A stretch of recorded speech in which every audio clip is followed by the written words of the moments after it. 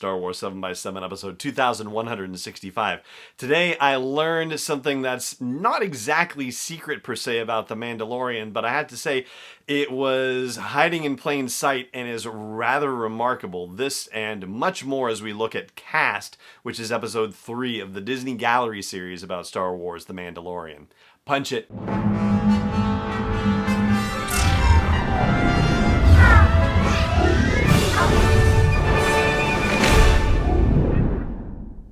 Hey Rebel Rouser, I'm Alan Voivod and this is Star Wars 7x7, your daily dose of Star Wars joy, and thank you so much for joining me for it.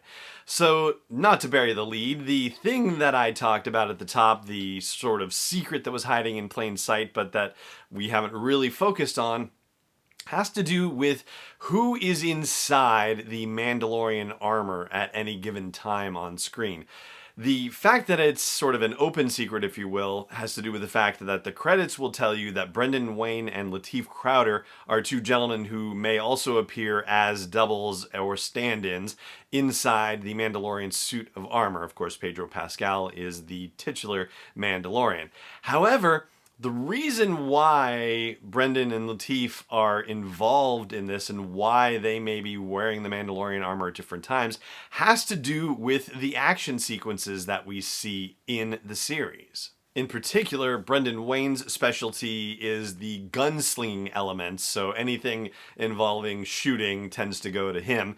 And Lateef Crowder is their martial arts expert, so anything with fighting, like actual physical battles, that falls to him. And then Pedro Pascal is portraying the character in the quieter moments, if you will, the non-action moments. And speaking of those quieter moments, one of the challenges for a show with a title character like the Mandalorian is emotional expression. Pedro Pascal talks about how Star Wars is really about relationships and characters, and that's absolutely true, but how do you establish a relationship when you can't see the character's eyes? Rick Famuyiwa talks about that too.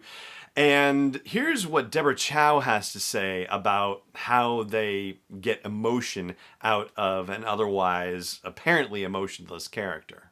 Working with, the actor to use the physicality, so it's just even just the littlest head turn.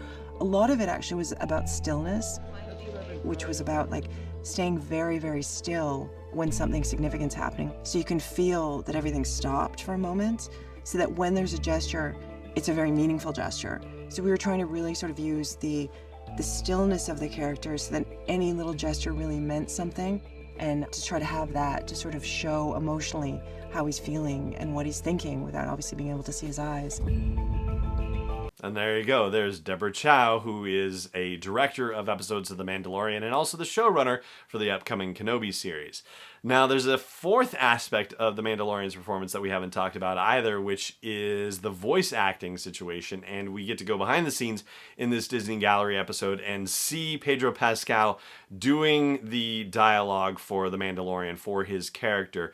And in some cases, we find out that the dialogue that he's doing in the recording studio is different from the dialogue that was in the original script and that was recorded on camera and on set. So they're actually having to do a little bit of juggling from time to time when they want to rework some of the lines, but also have to make sure that they're able to do it while accounting for everybody else who is doing dialogue in that scene and whose faces aren't covered. All right, a couple other notes for this episode. First of all, there's a lot of praise given to Gina Carano and her performance, and Jon Favreau actually likens her presence and her experience to the kinds of movies that influenced George Lucas. The fact that he was growing up with a different generation of movies where, for example, with Westerns, they were actually hiring professional cowboys and ranchers and whatnot. And so you were seeing people becoming movie stars who were actually professionally these kinds of folks before they became movie stars. And that Gina Carano, with her mixed martial arts fighting experience, that she brings that to the table, and that's part of who her character is, and that there's an authenticity that comes from it as a result that harkens back to those kinds of characters and actors that George Lucas had been looking at and influenced by way back in the day. So that was kind of fun. And then there's a bit from Carl Weathers about him getting involved in the project. And I think this says something not just about Carl Weathers, but also about Star Wars and about the creation of Star Wars storytelling. And I think it's a rather important one to consider. So I want to share that with you here. When we talked in the very beginning, of course I was interested in working with you. I mean, that was first.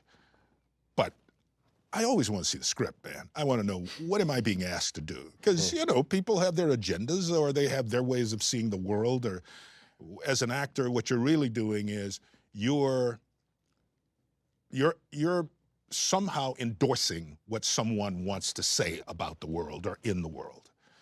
So I read the script and I'm thinking, damn, man, this is really good. I mean, I really like what I'm reading. So all that is the context. And when I walk there and I look at The Mandalorian, I know where this thing is going. So now it's for me to sell where this is going through my character, regardless of whether I can see his or her eyes. So, lest you think, or lest anyone tell you that Star Wars stories are just Star Wars stories and not something more, well, I'd say point them to Apollo Creed or Grief Karga, as the case may be, and let them know what Carl Weathers has to say about that. And that is going to do it for our episode today. Thank you so much for joining me for it, as always. Please stay safe and keep your loved ones safe and healthy as well, and take care of your communities, including the people of color in your communities, because Black lives do matter. And may the Force be with you wherever in the world you may be. This is not endorsed or sponsored yet by Lucasfilm Limited, Disney, or 20th Century Fox. It is intended for entertainment and information purposes only. Star Wars, the Star Wars logo, all names and pictures of Star Wars characters, vehicles, and any other related Star Wars items are registered trademarks and/or copyrights of Lucasfilm Limited or their respective trademark and copyright holders. May the Force be with them. All original content is copyright 2019 by Star Wars 7x7. We hope you love it.